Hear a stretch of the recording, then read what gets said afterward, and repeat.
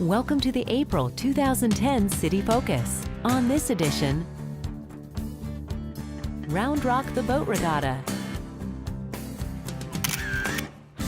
road rash and summer parks registration approaches, and department changes at City Hall. These stories and more on City Focus. The third annual Round Rock Boat Regatta will be held on the lake at Old Settlers Park on May 15th. It's not too late to join the fun. Old Settlers Park will be full of spectators waiting to see who will float, sink, or swim at the third annual Round Rock the Boat Regatta. Contestants make boats out of cardboard and tape and rely on their inventions to keep them afloat as they travel across the lake at Old Settlers Park. Come and join the wackiness and cheer on your favorite team or build a cardboard boat of your own. We haven't finished arguing yet, but so far I've taken one of the patterns that they gave us and I've made sort of a scale model, and I'm thinking about calling it the Calico Cat if I can figure out some way to put the cat on it, maybe here or maybe on the sides. I don't know it just yet. And then if it sinks, we can all cry, meow! It'll be just my sister and me. And the two of us together, our total age is 141 years. And last year they said, who helped you build it? And we said, oh, we did it ourselves. Read all the instructions you can find, follow the rules or you'll get points off, and learn to paddle together. That was the hardest thing that we could do. I thought I was paddling with my sister, and apparently I wasn't. It was hard to go forward. The pits will open at 9 a.m. and the boat regatta begins at noon. For more information on how you can register for the event and get directions on how to begin building your cardboard boat, visit roundrocktexas.gov/rocktheboat.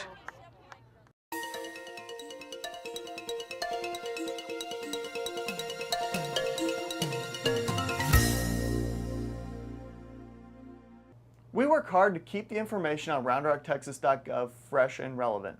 We want to take that concept one step further and offer a way for others to keep people up to date with city news and videos on their websites. To help make that happen, we decided to create some City of Round Rock website widgets. To check out our widgets, surf to roundrocktexas.gov/widgets. Here you'll see a brief description of how each widget looks, along with the code to have the information available on your website. The section at the bottom describes how the widgets are built if you'd like to do some basic customization. The idea is to give homeowners associations and other groups or individuals that would be interested in relaying city info to their audiences an easy way to make that happen. The Woods Homeowners Association is using a couple of our widgets, and you can see them in action at their site, thewoodshoa.org. Our website widgets are a great way to bring up-to-date local city content to your audience with no fuss. Check out roundrocktexas.gov/widgets to get city info on your site today.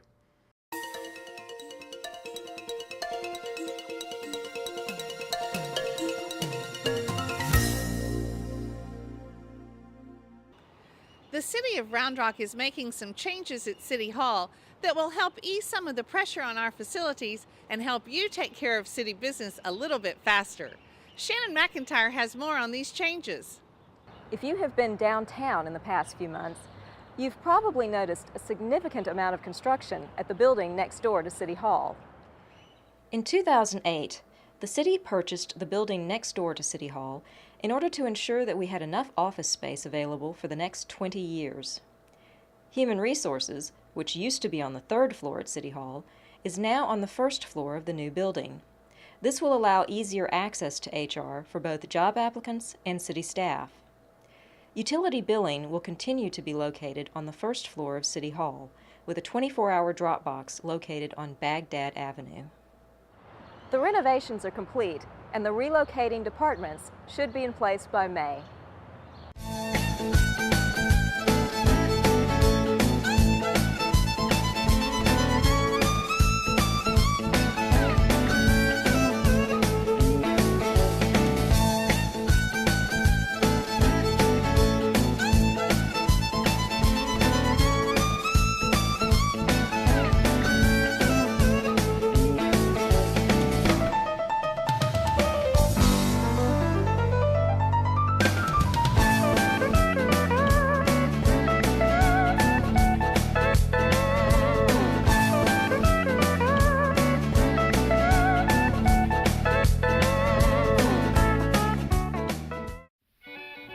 now, a Preservation Minute, brought to you by the City of Round Rock Department of Planning and Community Development.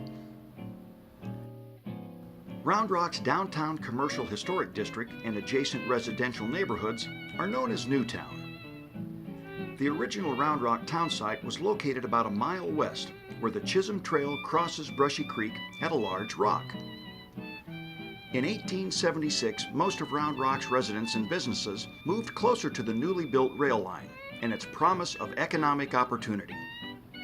The original town site became known as Old Town, and today's city center became Newtown, a name we still use today. New Round Rock grew from a temporary tent city in July 1876 to a thriving business center less than 2 years later. By 1878, Newtown had 14 general stores, as well as drugstores, lumber and hardware merchants, a newspaper office, banks, hotels, wagon and blacksmith shops, sawmills and grain mills. Doctors, lawyers, bankers, and other professionals also called Newtown home. The city had 3 churches, 4 schools, and a college. In only 2 short years, Newtown had become a center of activity for the entire area. Several major industries were located here as well. The Round Rock White Lime Company moved to town in 1896. The Round Rock Broom Factory arrived in 1900. Round Rock continued to thrive well into the 20th century. But like many small cities, our downtown has had periods of both growth and decline. Today, Newtown is a protected historic district, but it's not stuck in the past. Our downtown is home to businesses that support our local economy while preserving this important part of our heritage.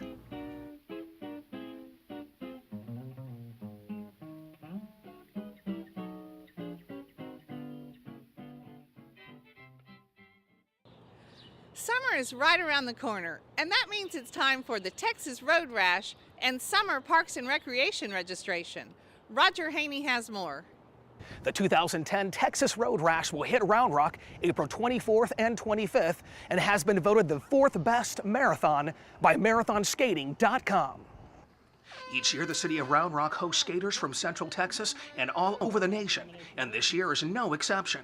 Skaters as far away as Mexico and Australia will travel to the sports capital of Texas to skate this year's Road Rash. The Road Rash features an elimination race and a full and half marathon. The events take place at the Dell Diamond in Old Settlers Park. Skaters of all levels are encouraged to register for the event at texasroadrash.com. It's also time to get ready for summer fun with Parks and Recreation.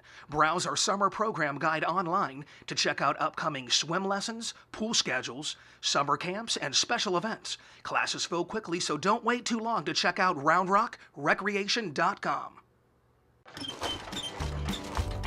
When you're treating your lawn, a good thing to know is that most of us critters are friends, not foes, so heed my words and rightly decide to avoid kill-em-all pesticides. Look for Grow Green fact sheets at local gardening centers.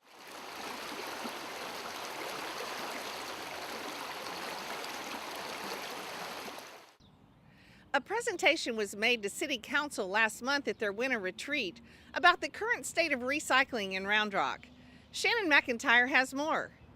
Currently, City of Round Rock residential garbage collection provides recycling only as a subscription-based service. In 2008, a customer survey showed that 81% of respondents supported implementing a curbside recycling program. So, in 2009, a pilot study was conducted with 43 households to gauge the potential success of the program. At the end of the 6-week pilot program, the participants showed great interest and they really liked the results of it, and they wanted to see it brought back to all citizens within the city. At our February council retreat, we discussed the pilot program and the results of recycling with our council members, and we gave them some options of different types of containers, how often the containers will be picked up for both trash and recycling. The council was very receptive of it, and now we're going to bring it back to them in April for a reading of the ordinance to identify the details of the program. If passed by the City Council, a recycling program should be put in place by the end of the year. If you would like to recycle in the meantime, you can always visit Round Rock's Recycling Center on Deepwood Drive.